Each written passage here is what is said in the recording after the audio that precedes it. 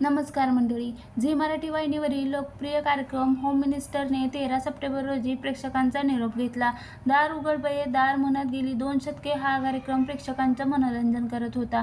या कार्यक्रमाने अभिनेते आदेश बांदेकर यांना अख्ख्या महाराष्ट्रातील वहिनींचे भाऊजी केले.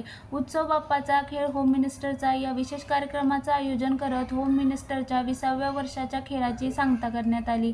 या खेळामध्ये झी मराठीच्या विविध मालिकांमधील अभिनेत्रींनी सहभाग नोंदवला होता आणि त्यातील एक नशीबवान अभिनेत्रीने 1.25 लाखाची पैठणी जिंकली. उत्सव बाप्पाचा खेळ होम मिनिस्टरचा या खेळात नवरी मिळे हिटलरला या मालिकेतील अभिनेत्रीने बाजी मारली. या मालिकेतील सरस्वती म्हणजेच भूमिजा पाटीलने ही 1.25 लाखाची पैठणी जिंकली असून याबाबतचा अनुभव तिने सोशल मीडियावर शेअर केला. ही मानाची पैठणी जिंकल्यानंतरचा आनंद भूमिजेच्या चेहऱ्यावर स्पष्टपणे दिसत आहे. हा मान मिळवल्यानंतर भूमिजेच्या सहकलाकार अभिनेत्रीने तिच्यासाठी खूप खास गोष्टही केली. होम मिनिस्टरच्या नेहमीच्या एपिसोडमध्ये ज्याप्रमाणे बायको पैठणी जिंकल्यानंतर नवरा उचलून घेतो, तसं यावेळी भूमिजाने पैठणी जिंकल्यानंतर तिच्या सहकलाकार वल्लरी लोंढे, सानिका आणि शीतल यांनी तिला उचलून घेतलं. भूमिजाने या क्षणाचे फोटो सोशल मीडियावर शेअर केले आहे.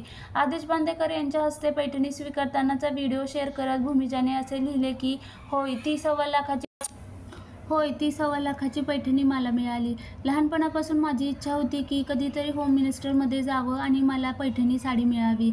आदेश भाऊजींच्या हस्ते मॅनिफेस्ट करणं म्हणतात ना, ते असंच असावं.